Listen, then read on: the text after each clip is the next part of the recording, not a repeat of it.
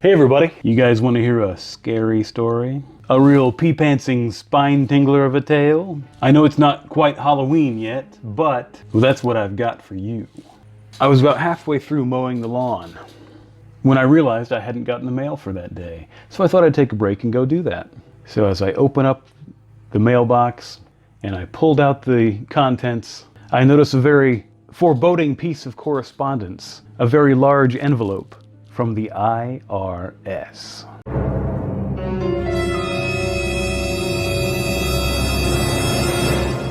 I know, but I thought to myself, don't panic, maybe it's nothing. We'll take it in and check it out. So I took it inside and I walked back to the computer desk to peruse the contents. I sliced it open with my trusty pocket knife and gasped in horror as I saw in big bold type the Internal Revenue Service asking me for a rather substantial sum of money.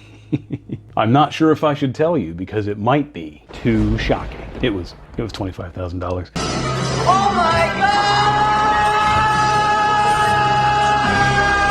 That's right, $25,000. So I stood there bewildered for a few moments, trying to catch my breath and stammering, what? How? Huh? What is this about? Because I don't know about you, but I don't have $25,000 to give. Not without putting a substantial dent in my finances. So I was very, very confused and very, very concerned. I think you will agree, understandably so. So after pacing around, on the verge of hyperventilating for about 2 solid minutes, it sort of hit me. And I thought, wait a minute, I know what this is about.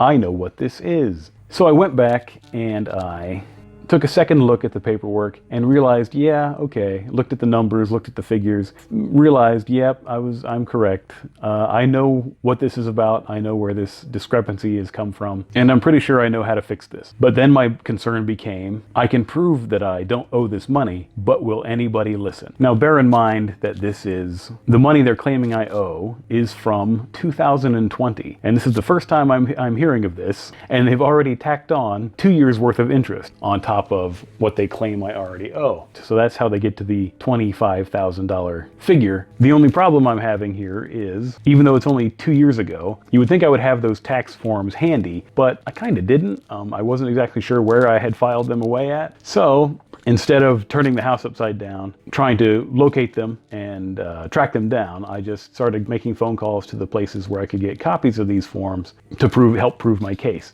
So I'm doing that, and I'm trying to gear up, work up the nerve to make these phone calls to the actual IRS, because I know it's going to be tedious and a runaround, just an all-around kind of painful experience. And I have to wait for these forms to arrive anyway. So I made my phone calls, and the people I called were super helpful and super nice. And then I just had to wait until the appropriate forms arrived. And then, like I said, it was on to the big challenge of contacting the Internal Revenue Service and seeing if they would actually listen to what I was trying to tell them. So the day comes and I call the IRS, and I'm on hold for an hour and 20 minutes. Not real fun. There was one point where it sounded like somebody picked up, and then they put me back on hold. And I think that's a little trick that places do to make it look like if there's a running counter of how long you've kept people on hold, it breaks that. And then they can say, well, we didn't have them on hold longer than the wait time. You know, a nice little trick that lots of places do. I finally start talking to someone, and I seem to be making some progress. And they say, well, let me put you back on hold and I'll check on this. And these were only like 5-minute intervals there. But then the last 5-minute interval, someone picks back up, and I'm ready to start talking, and I believe they accidentally hung up on me. Hopefully it was accidentally.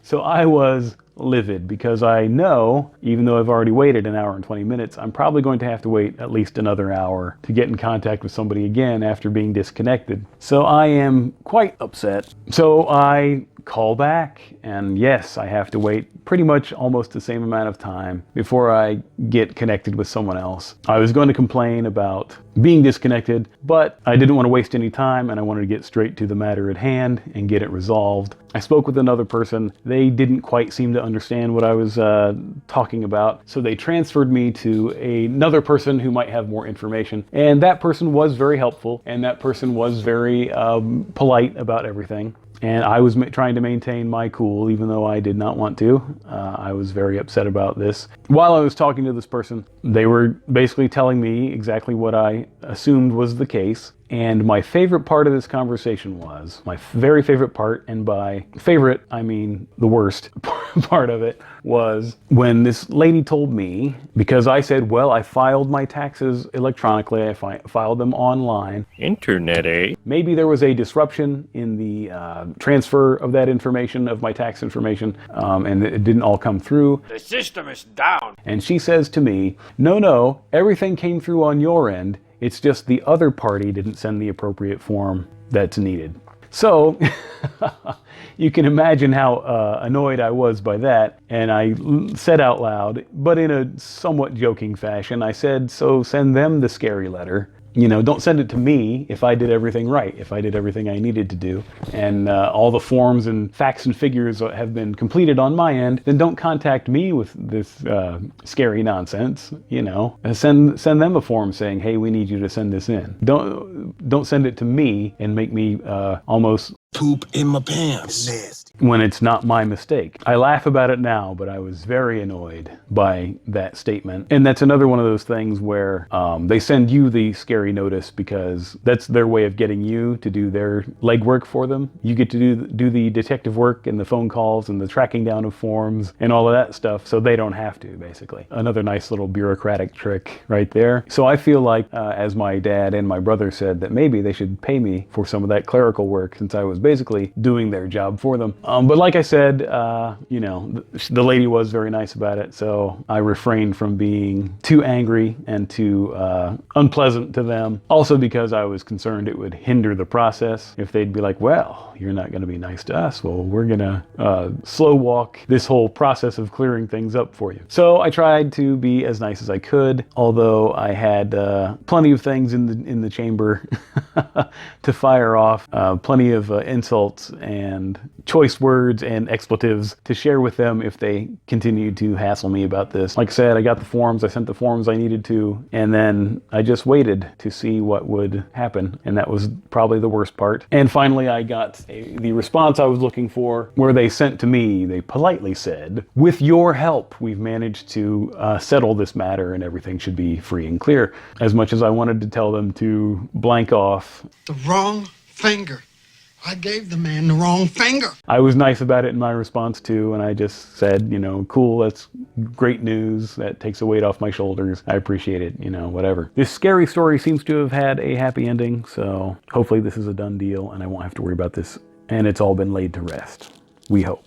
But yeah, it was a very, very worrying and troubling experience because, yeah, breaking off 25K is not really something that I can afford to do. And I'm sure a lot of you can relate to that. I guess the main complaint I have is that, you know, this really derailed me for 2 or 3 weeks or so. I had planned on trying to get my video making schedule, you know, if not on a weekly basis, but a lot more, putting out more content on a more regular basis, hopefully a weekly basis. We'd have to see what would happen. But yeah, this totally derailed me. I had started getting back on upping my workout schedule because I was thinking about doing some more overseas traveling.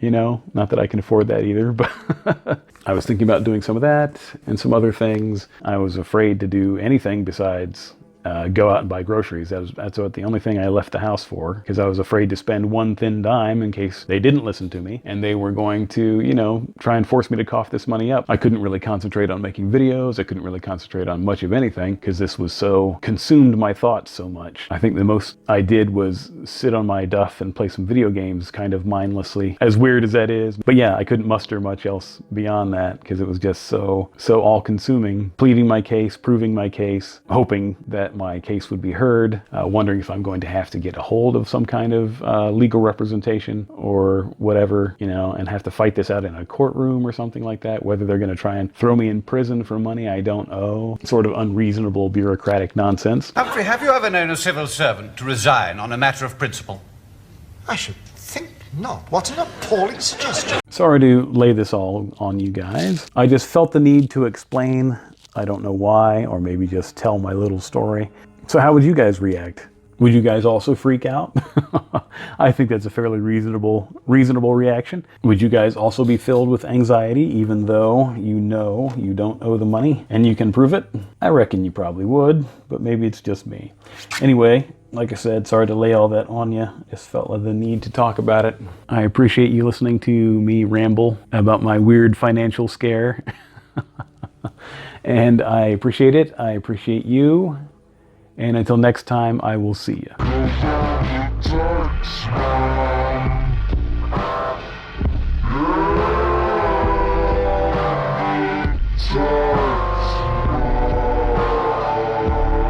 And now I'm worried my cat's gonna die. So there's that on top of everything else. So great. Just great.